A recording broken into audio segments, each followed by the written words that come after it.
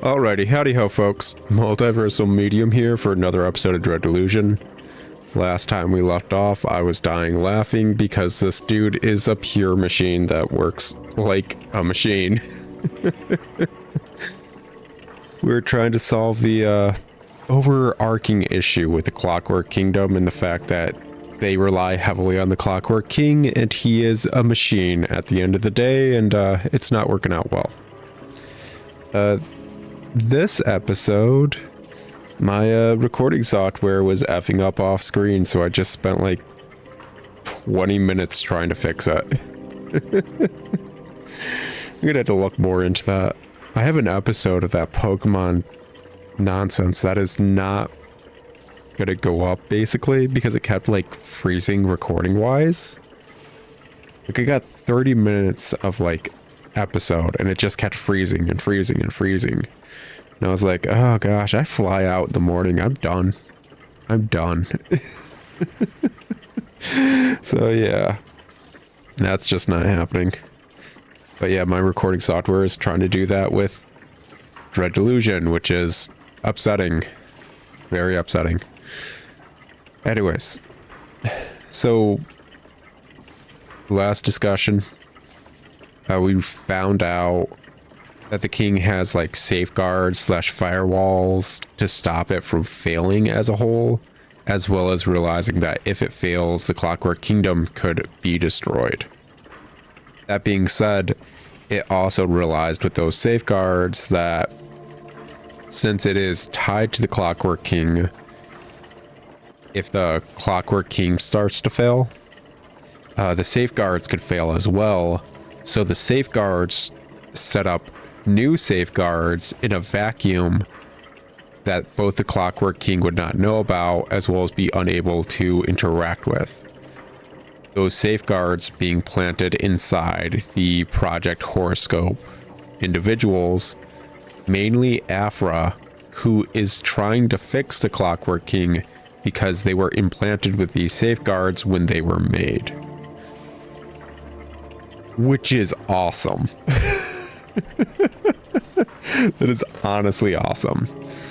Our character, being a bit of a dunce, does not fully comprehend that, or I guess we could say fine, I get it, but we always go for more info around here. Why? Because information is fun. Everybody loves learning. But you made Afra who she is, which led her to write that spell.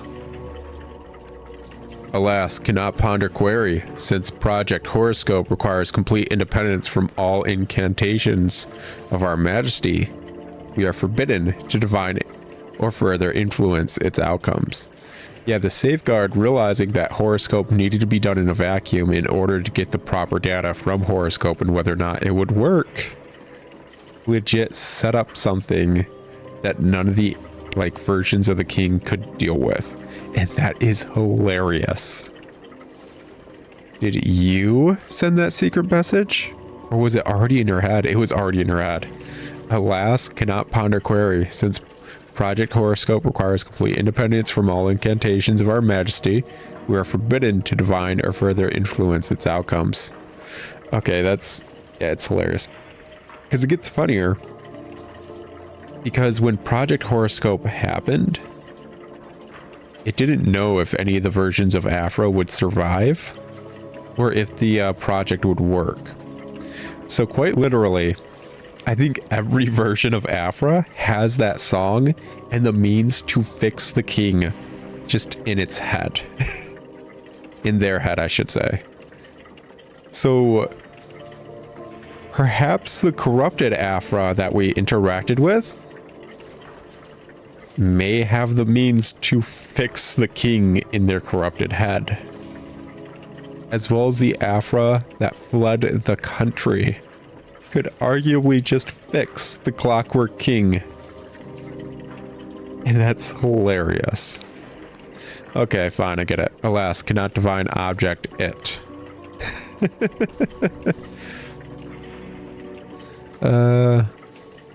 I believe we asked about Afra. That's what we were just doing. What kind of peril are you meant to stop? Ask that. Had to Project Horoscope help your purpose. That unlocked the alphabet. So I think we're done with this dialogue. I'm done. Let me speak to the king again. Invoking primary incarnation. Rejoice and exult. The invocation is cast. All hail its majesty Magnus Rex, the Clockwork King. Addict, speak quickly, the sooner to devote thyself to the sacramental duty. Last time you mentioned my purpose. What did you mean? Judgment, thy purpose is to perform the sacramental duty. But before that, what was my purpose? Or, great, thanks, that clears everything up. But before that, what was my purpose? Conjuring. The king begins writing in sixfold. Thy former purpose was to apprehend Vela Kolos of the Dark Star Company on behalf of the Apostatic Union. As an Inquisition agent, we divined that thy secondary purpose may have been to sabotage the Clockwork Kingdom. Since Kolos intends to uproot the foundations of reality itself, we also divined that the outcome to thy pursuit may have altered the nature of time, space, and destiny, and thereby imperil this kingdom. Yeah, this is the first one of any individual we've come across that kind of realizes, oh, yeah, reality may be getting effed right now. Just may full-blown be getting effed. Might be smart to try and stop reality from getting effed. What do you mean by uproot reality? But I'm still seeking Vela. She's still dangerous. Great, thanks. That clears everything up. My character could be so done with everything the Clockwork King is saying, and that's hilarious. But yeah, because Vela wants to rewrite how the universe works, that's what the Clockwork King means by uproot reality. Vela legit wants to change how the universe works. The fact that I'm still seeking Vela doesn't really matter because we're talking about a reality altering event. Maybe I have already caught Vela. Maybe I've already failed to catch Vela. We are starting to get into timey-wimey nonsense because of the stakes that are on the table. We are in a metaphysical, multiversal game of doing and not doing at all times, and the Clockwork King is the first one to just outright notice and be like, so that, right? That's not okay. Nobody else has noticed. It's hilarious. What do you mean uproot reality? Augury. Vela Kolos intends to seize the power of the ancient Iberians to directly alter the cipher sentence that defines reality. 84% confidence. Yep, that's what we come across to. Addict. This is anathema unless under our direction. Anathema. I've never seen that word, and you know what that means anytime that happens in this game. We are going on a little adventure with this wonderful picture box I have on my phone. The only thing I hate about my picture box, this wonderful device that lets me view things, is the fact that it is touchscreen. And touchscreens have not been updated for 40 years. They are a horrible piece of technology. Anathema. Something or someone that one vehemently dislikes. Racial hatred was anathema to her. A formal curse by a pope or a council of the church, excommunicating a person or denouncing a doctrine. So, this is very bad unless directly under the usage of the king. You could get that via the context clues of how the conversation is going, but unique way of saying it. They dislike it to a large degree because they do not think Vela Kolos should do such. The Clockwork King is in agreement with the majority of the individuals we've talked about in that regard then. Nobody thinks Vela Kolos should be doing this, besides Vela Kolos and the few individuals following her. Let's see here. But I'm still seeking Vela. She's still dangerous. Judgment incorrect. We have dispatched another loyal servant to find Kolos and request that she submit to our majesty. Therefore, edict. Thy purpose is to perform the sacramental duty. Now, this is interesting. Another loyal servant. I'm curious who.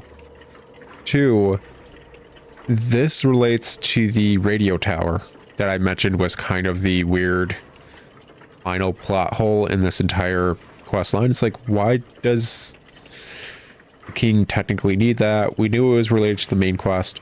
This is the answer. They've sent someone to deal with it. Whether that someone will be able to or not, honestly, don't know. Arguably, they're probably more qualified than we are. As we are highly unqualified, and it's amazing we've lived as long as we have. Let's be honest. There is no reason our character should still be alive, all things considered. That being said, the fact that the king changed our duty from one save the world kind of scenario to another in their head or via their programming save the world type of scenario showcases the king considers us as a very high level individual to get what it needs done. Which honestly, thank you, man. It's really nice.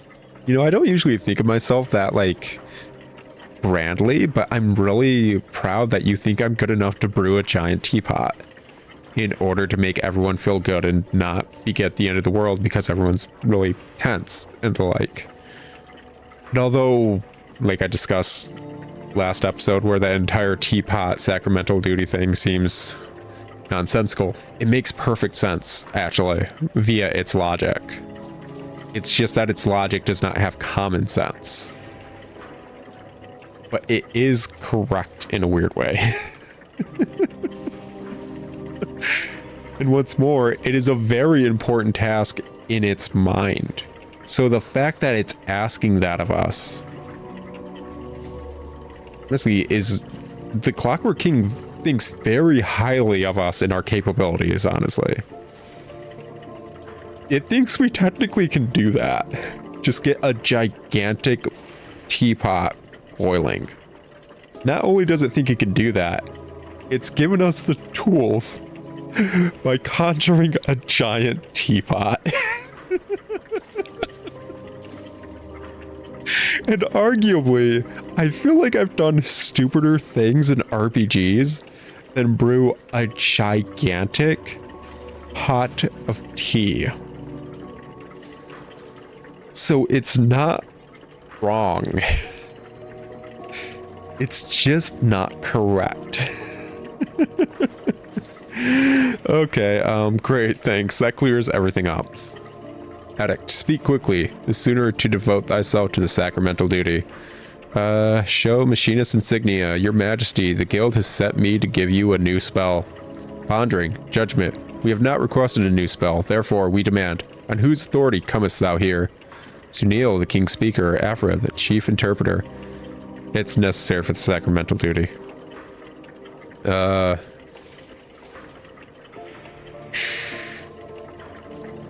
don't think answering any of these really ultimately matter. We're going to be able to do it. I don't think Afra is going to get in trouble no matter what. Sunil, he's going to realize, if we say Sunil, he's going to realize, hey, I didn't do that. And he's going to be able to check logs. Sunil's going to realize it was Afra either way if we choose Sunil or Afra. If I say it's necessary for the sacramental duty, and Sunil does realize something's happening, he's going to assume it was a saboteur doing it. We're just going to go with Afra. Whatever. I don't see the reason to lie here. Afra, the chief interpreter. Alas, authority not recognized. Axiom, the chief interpreter may not enact new spells by order of our royal speaker. Once more, we demand whose authority comes here.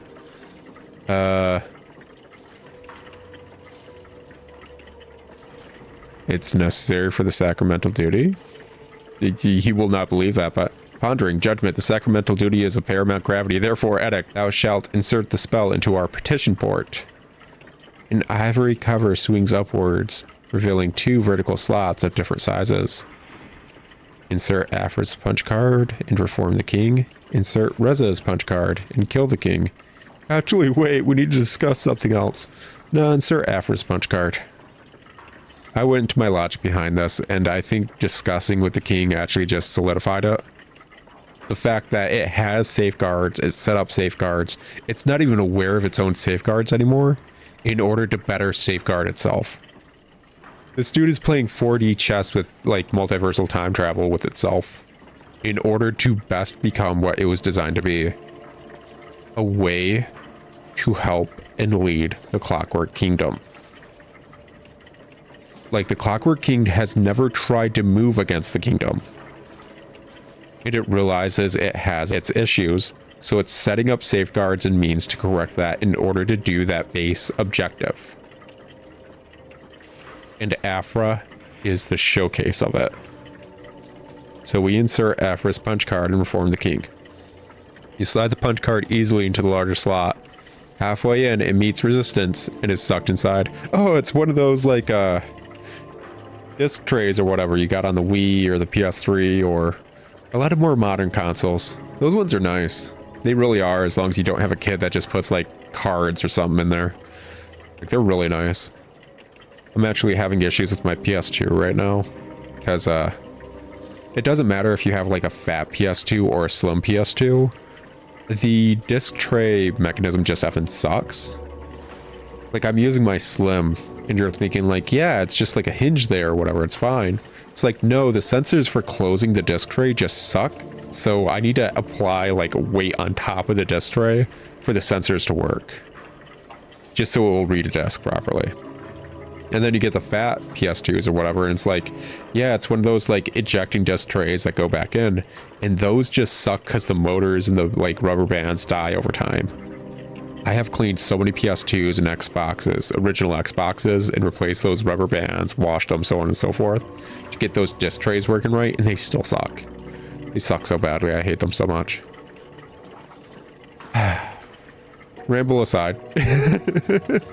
A saying spell. Beware, enchanting the spell will alter our Majesty's cipher nucleus, and the consequences cannot be divined. Wilt thou commit? Enact Afra's spell. Commit. There is a burr of rapid clicking, then a series of deep plunks echoes through the whole tower. Above your head, a cacophony of bells rings out, like a call to worship across the whole city. Rejoice and exult, the spell is incanted. As it is written, so it shall be. In the name of its majesty, Machinus Rex, the Clockwork King. Subject, numbers. Thou carriest a second spell, augury. Conflicting spells may cause cascading reality exception, 65% confidence. Therefore, edict. Thou shalt insert this heretical spell into our petition, for controlled annihilation. Yeah. Dispose of Reza's spell. I mean...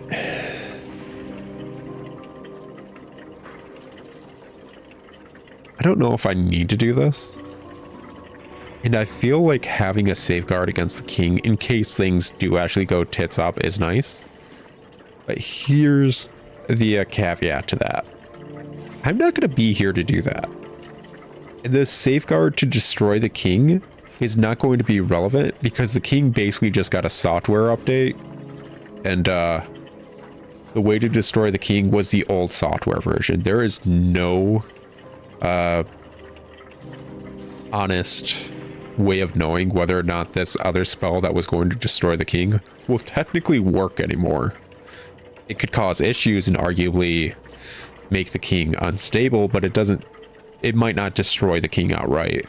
So there's no reason for them to even have it anymore, paired with the fact like I'm not going to be staying in the Clockwork Kingdom and I'm not going to hand off the spell, period. So dispose of Reza's spell. I don't need it. They don't need it. Whatever. Reza's spell is sucked away into the guts of the Clockwork King, and with it, their hopes of a world freed from its tyranny. Is it tyranny, though? Listen, man.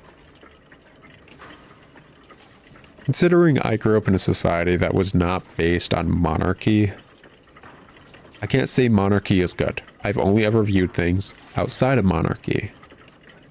That being said, I think a tier system of society works to a degree, and monarchy is just a version of the tier system. Is it the perfect version of society? No. But in a setting where there's cipher magic that can rewrite reality, having a lord that can technically do that, while also technically having that lord be able to be influenced by the people and not go completely mad with power, because it is literally a machine. It is not going to get technically greedy. It's not going to get corrupted in the same ways a person would, or even a god would, because they view things differently. It is a one-to-one machine. There are worse ways you could have a society in this setting, and we have seen them.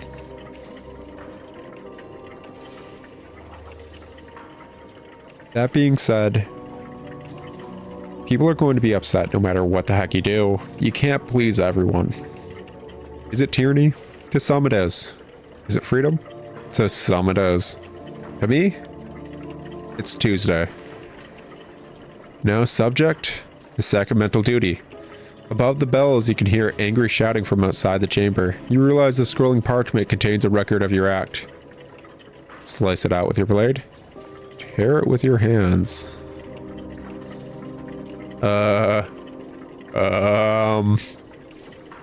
Ooh.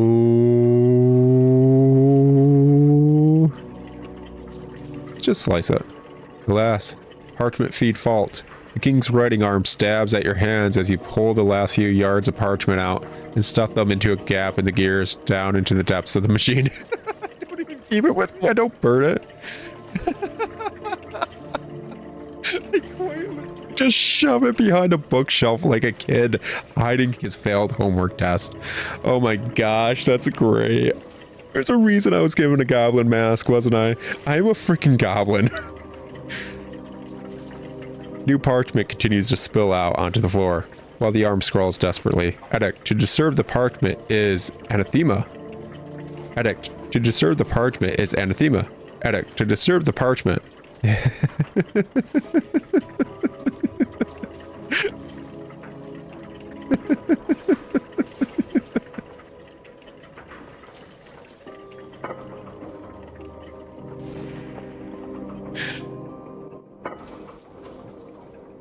It's what a D&D character would do.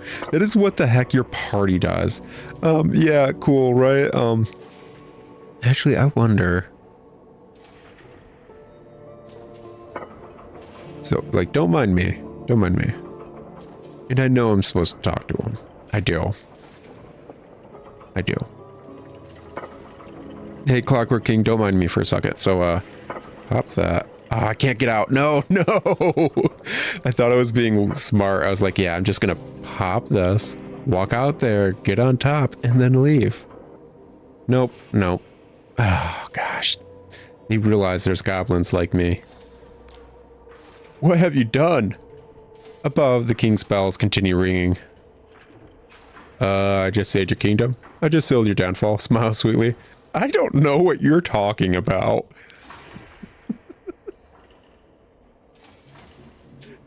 I don't know. What have you done? I don't know. What have you done? I don't know. What have you done? Sunil eyes you with barely suppressed fury. The only reason you are not in manacles is because its majesty wishes you unmolested. Appreciate it? Please don't molest anyone in this, like, country without... Actually, just don't do that. Rest assured, any foolish attempt at tampering will be discovered and reversed.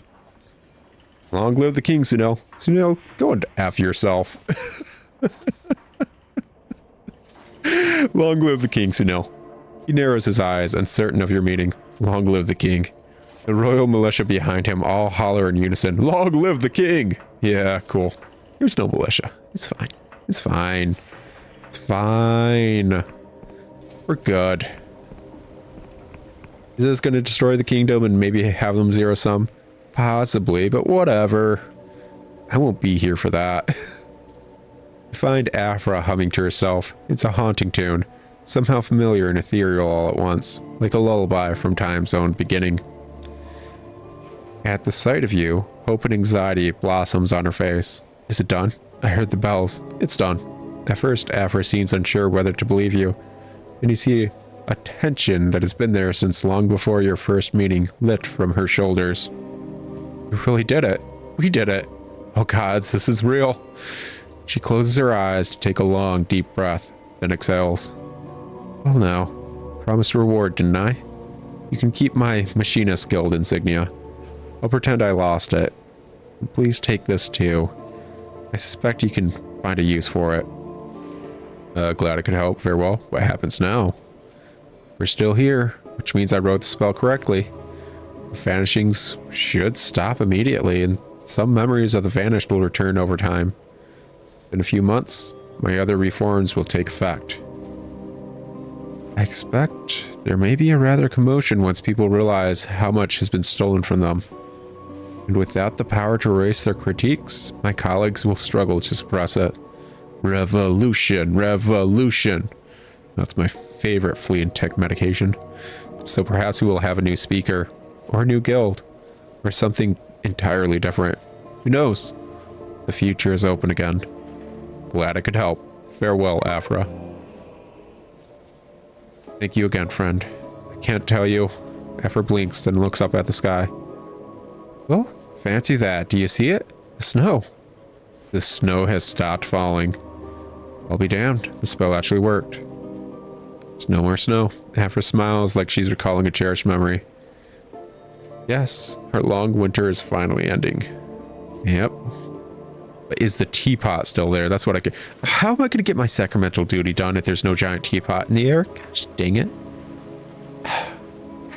Anyways, time to check what the heck we got from all that. So, let's see here. Would it be here? Possibly. Clockwork Smuggler's Key, Machinist Guild Insignia.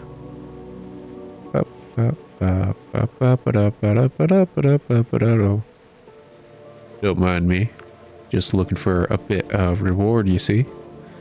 Nothing in there. Slow Spectral Shield. Here. Definitely in a place. It's definitely something somewhere. Rapid Myrmidon Petition. Formal plea for assistance from the Clockwork King, pre-approved but requiring a hefty vouchsafe of blood. Given the ongoing shortage of non-schismatic Myrmidons, the issuance of this device beseeks considerable favor with its majesty. It's like a one-time use or just a constant use? Can I just summon the frickin' weird robots? Can I get myself a buddy? Just at the cost of some blood? Oh, heck yeah, man. Like, usually it's blood for the blood god, but this seems like blood for the clockwork god. I'm not against it. Kind of into it. Kind of find it funky. Kind of find it fresh. Yeah. Yeah. I think that's mainly all we got. Little Myrmidon thing, which is cool. It's a constant summonable companion if you can keep using it. And if you can't, well, that's just a one-time thing.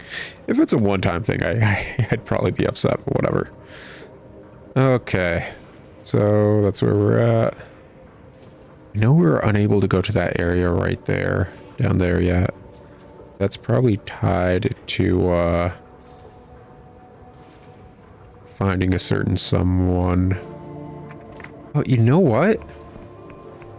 Last episode, I checked to see if that house I keep getting told will show up. So let's go check real quick. It has been a time since. And as we know, over time, things change. Thus time. Or something like that. Isn't time just the illusion of watching space move or something? Like, time doesn't technically exist. It's just a observation of space. Is that correct? Maybe I'm just crazy. I've always been crazy. It doesn't matter. Let's move on. See if we can't frickin' get all the way over yonder.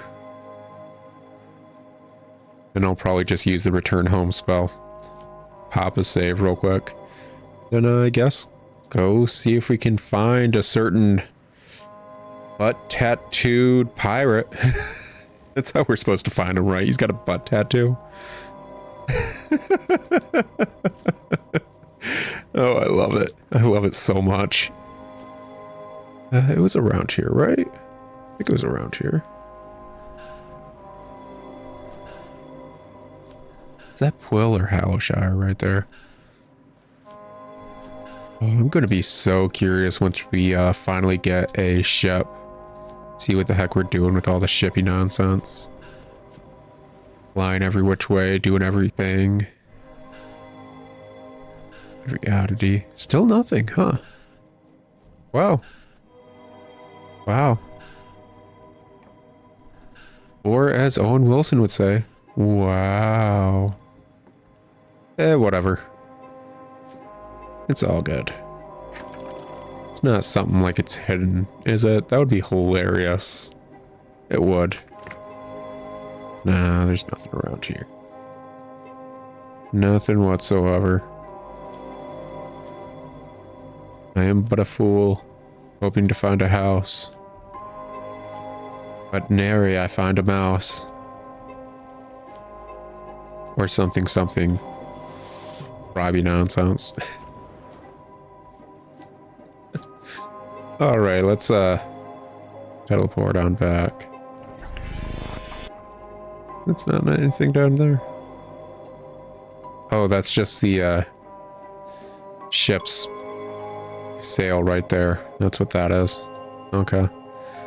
Like, what the heck? Oh well. Pop that.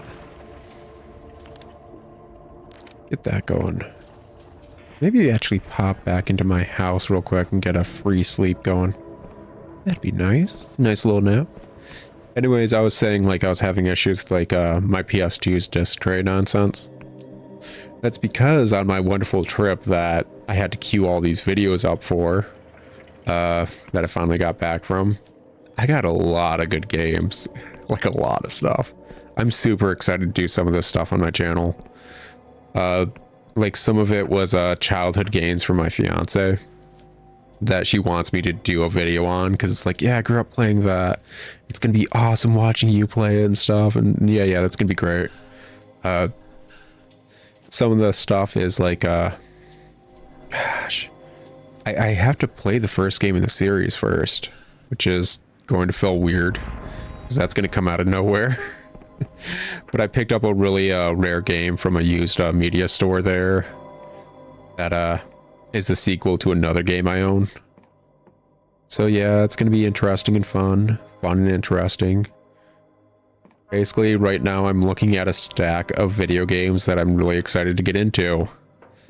And since I have a recording set up for older systems now, like all that Pokemon stuff I was complaining about and just going insane about was all done on a GameCube. So yeah, I could do that.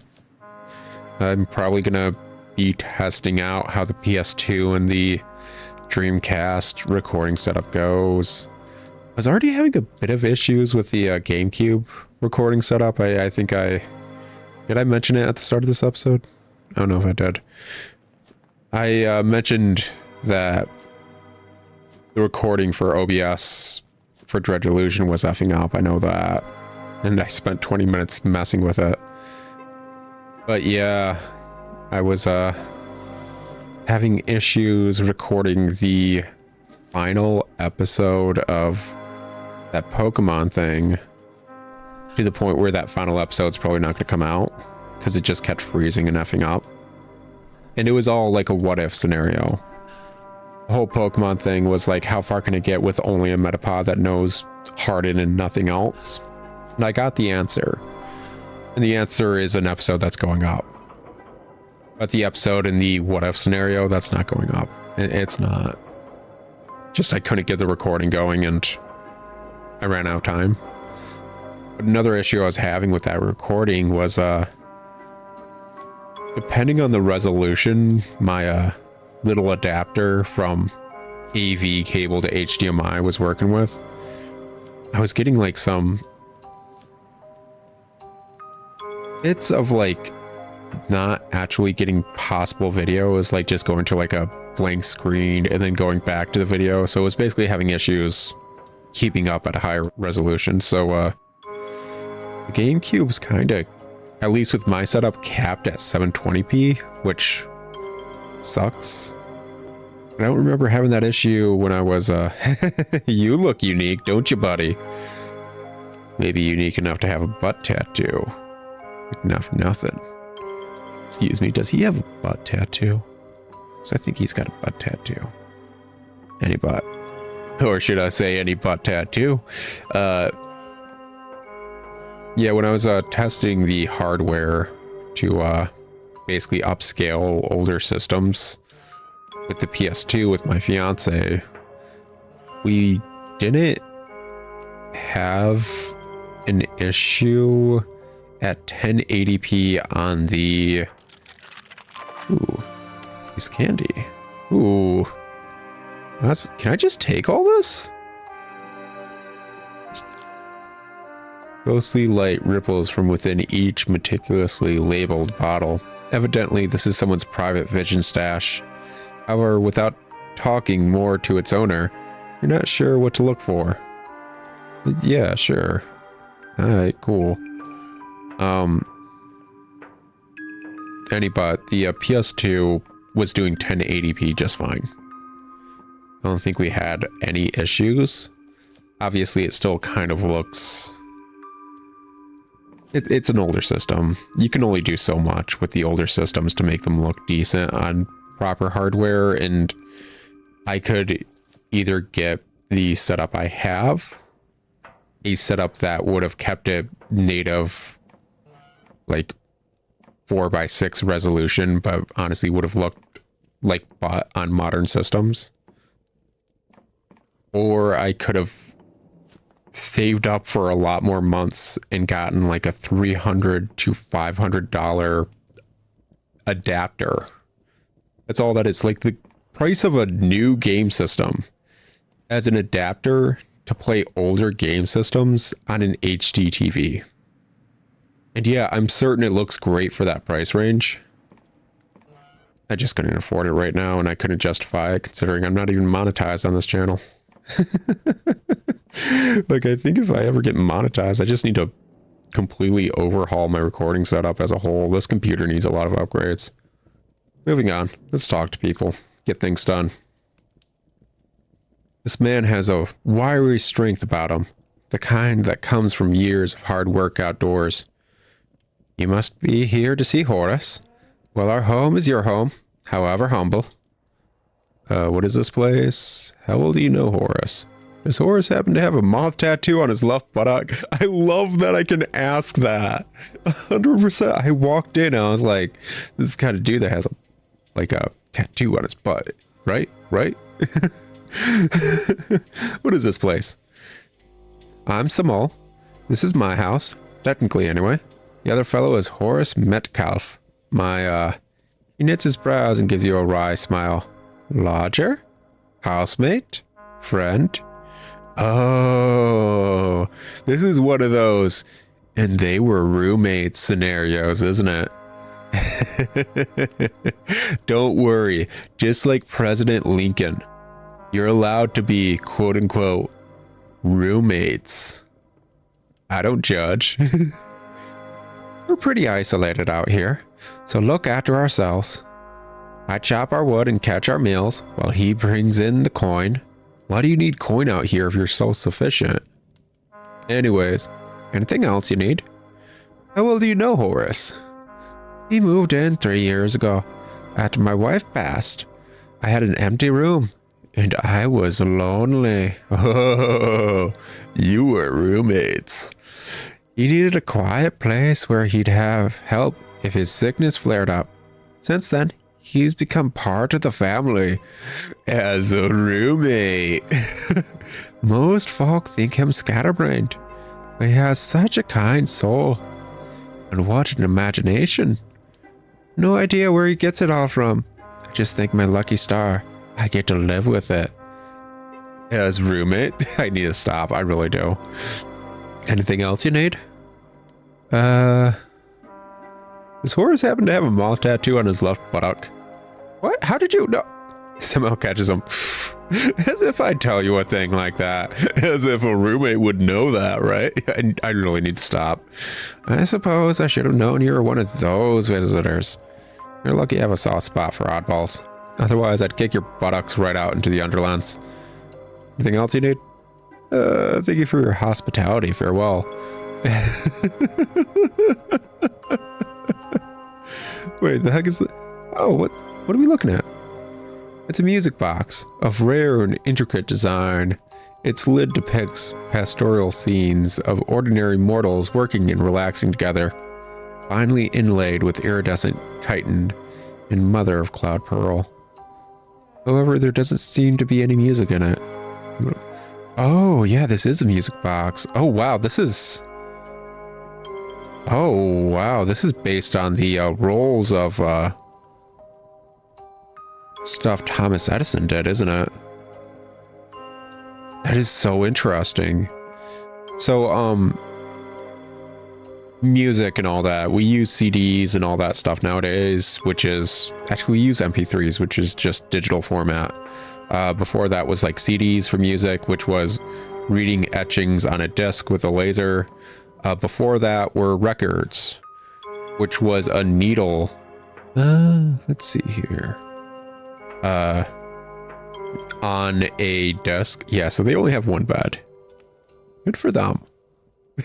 Good for them. Honestly, even though I'm insinuating that, there's a lot of scenarios where it's not that. It was perfectly fine to share a bed with others. That's whatever, who cares, it's fine. Let's go on this rant about music first.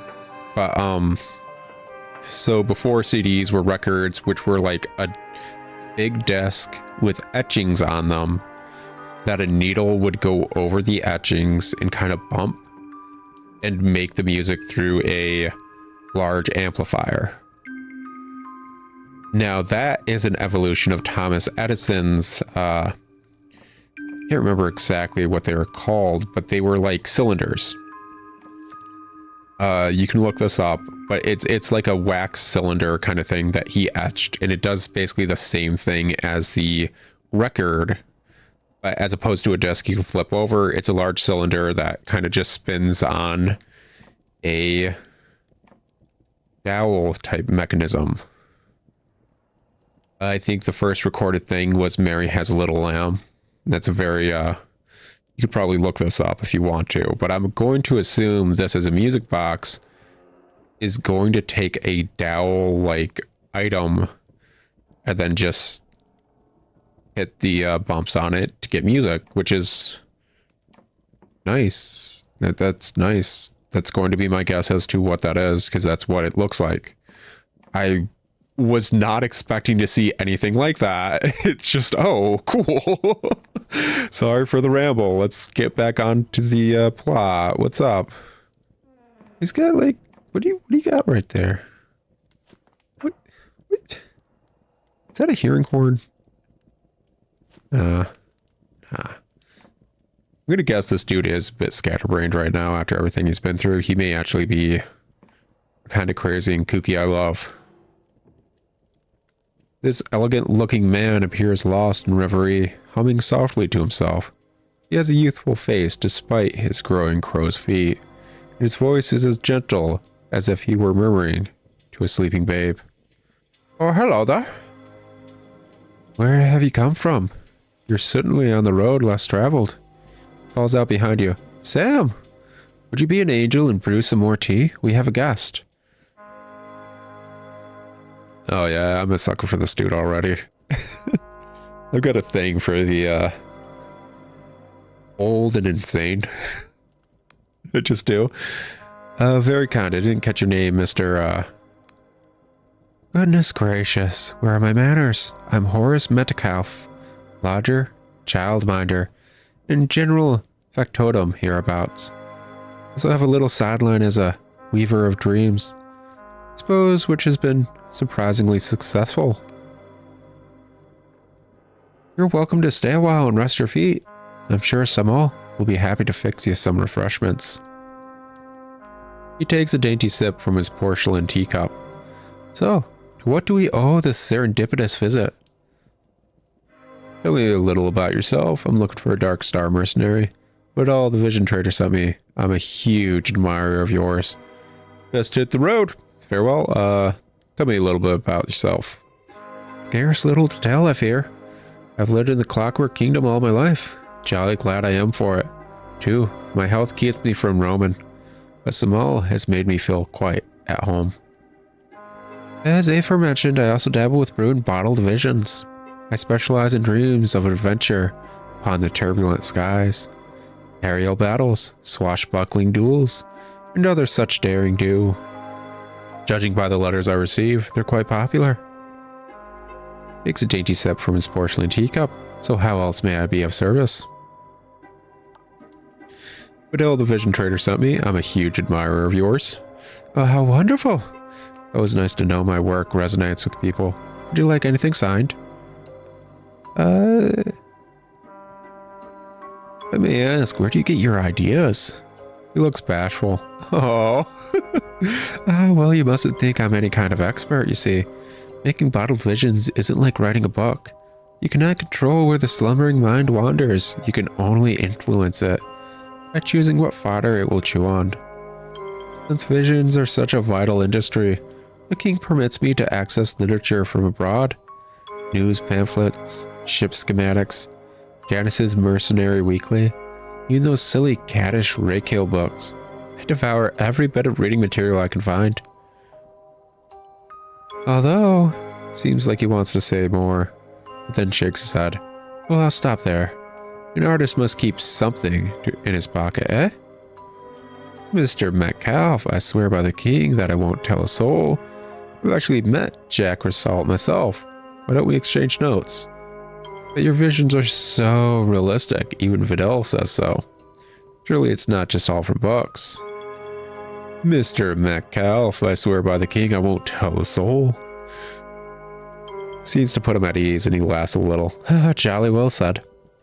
Well, I suppose there's no harm in it, as long as it's only between us. The truth is, I did not choose these visions. I am plagued by them. Dreams of gleaming sails and burning citadels, the stench of gunsmoke, and the taste of blood.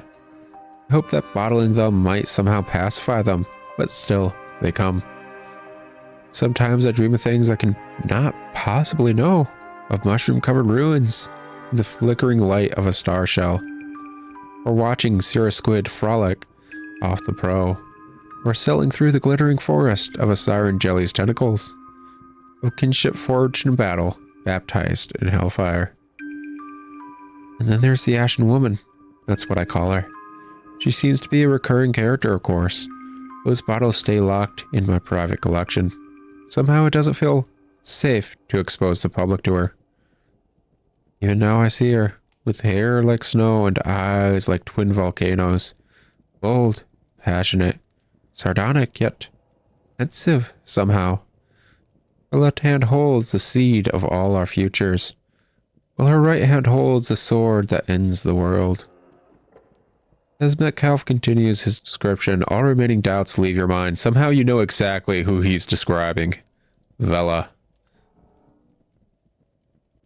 Metcalf's teacup pauses on the way to his mouth. I beg your pardon? That's Vela. You're describing Vela Kolos. He lowers the teacup slowly back to its saucer. I am? I mean, I suppose I've seen her woodcut often enough. What of it? I think you know, Mr. Metcalf, or should I say, Caxton Frost? Mr. Metcalf, do you have a moth tattoo on your left buttock? You're a former Dark Star mercenary, aren't you? Okay, so I'm very curious why it's a moth tattoo on his left buttock, but I'm just assuming, considering his history that we knew after getting the brief synopsis with the first Dark Star mercenary we met up with, as well as his wonderful roommate situation. People are drawn like a moth to a flame. is going to be my guess. And gosh, do I need to stop talking about that. Mr. Metcalf, do you happen to have a moth tattoo on your left buttock? Metcalf blushes furiously, and his manner makes it clear you've struck a nerve. I mean, by Jingo, is your custom to pry into the anatomy of perfect strangers? Why the blazes would you ask? I'm off it, Frost. Jack Basalt already told me about your tattoo. Had me fooled at first, but your dreams gave you away. Only someone who's met Vela would describe her so vividly. You had me fooled at first, but your dreams gave you away. I don't understand. Those are all my dreams. If that is some sort of prank, I'm afraid I find it rather poor taste. Listen, I'm only an ordinary chap with an overactive imagination. I don't know anything about mercenaries or adventures. My visions may be realistic, but they're pure fantasy. This is all just a silly misunderstanding. Drop the act. We both know you're not just some bumbling knave. No, here's the thing. He might be. He might be now. What if it's not just fantasy? What if those visions really happened? Those visions had to come from a dark star. Are they not yours? What if it's not just fantasy? What if those visions really happened? And that's impossible. I can't sell, or sword fight, or any of that. The closest thing I've ever had to an adventure is getting lost in a bookshop in Bayonne. Sky ships make me nauseous. I'm no good with machines. I'm allergic to rum. You're alert. It's hilarious. Besides, how could I have gone gallivanting about in old ruins in my condition of health? I can barely walk 100 yards. Please, can't you see? I'm telling the truth. What more must I do to convince you? A faint rattling of porcelain emanates from his cup. In a saucer, his hands are shaking. If you don't talk, the world could be destroyed. If you don't talk, I'll be drawn and quartered. If you won't talk, I'll make you talk. The world could be destroyed, let's be honest. How? For pity's sake. How could I admit something that isn't true? Dash it all to blazes. He throws up both hands in desperation. I am not a dark star. There's a moment of silence, only broken by the steady dripping of the tea he just splashed across the wall. You really believe you're Horace Metcalf, don't you? No, I see. Clockwork King has erased your memory. Shit, maybe I really am mistaken. Yeah, Clockwork King has erased your memory. What? Don't be absurd. The king can't do that. I know there's rumors, but that's all just Union disinformation. No, it's, yeah, I've dealt with it. Wow, what a jolly horrid day. It's going to affect my dreams for weeks. A new dark direction for Horace Metcalf. That's what they'll say. Horace, listen to me. Your whole identity is fiction. I don't want to do that to a dude. You were a dark star, but someone has erased your memory. Now I need your help to save the world. Frost, if you can hear me in there, you must break free. I'll just leave you alone.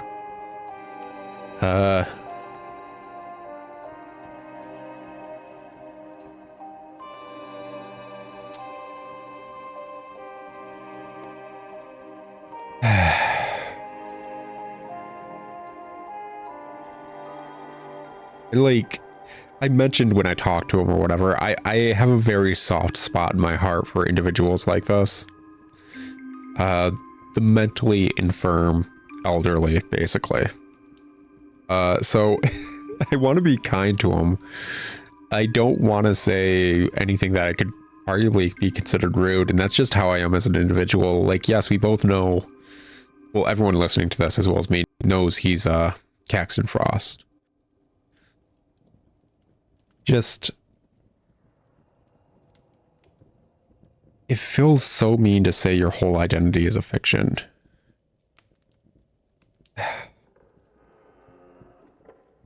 But is it ruder to say an individual he doesn't know who it is must break free and break it?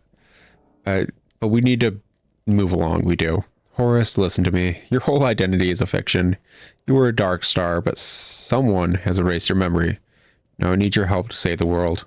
He sighs deeply. You really are very strange. Do you know that? Clearly this conversation has hit a wall. You'll need to find some other way of jogging Mikhail's memory. That private vision stash he mentioned must be the key. But where in the house is he keeping it? The place I was already at. Samuel glares at you suspiciously. Horace tries to hide it, but I can tell he's rattled. What did you say to him? Why are you harassing us like that?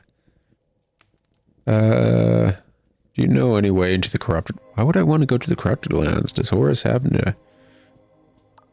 Do you know any way into the corrupted land? No, let's just save that for later.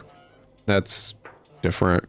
That's a different plot point we're going to get into here in a second. A ghostly light ripples from within each bottle, their contents swirling like mist. Evidently, this is Horace Metcalf's private vision stash. His labeling system is meticulous, and he quickly locates a bottle marked "Not for distribution" that mentions the Ashen Woman. You take the bottle. Oh, am I partaking this, or is he...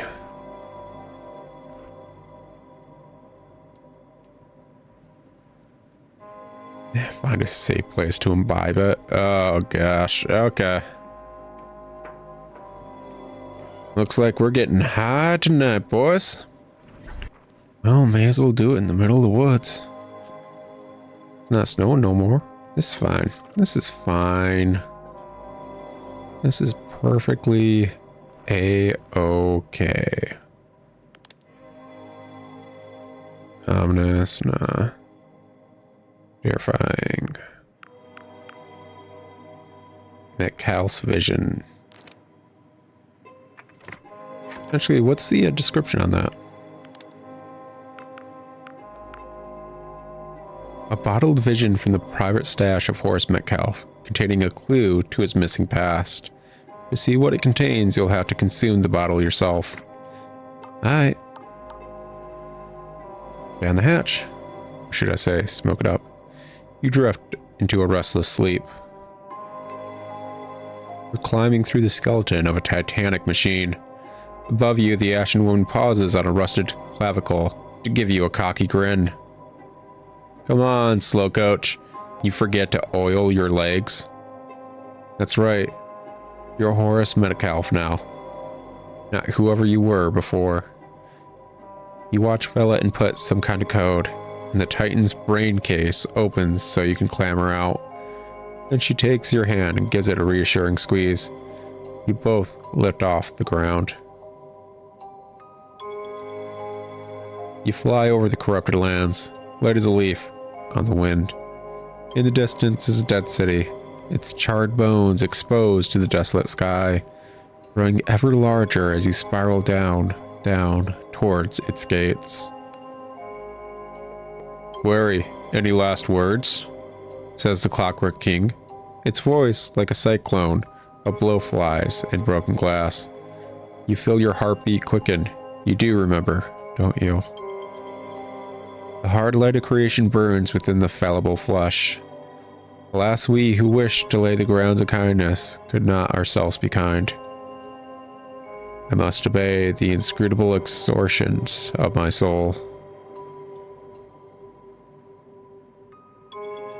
Hard light of creation burns within the fallible flesh. Alas, we who wish to lay the grounds of kindness could not ourselves be kind. I must obey the inscrutable exhortations of my soul. I don't think it really matters which ones I choose. Unless this is directly related to... Gosh, what was it?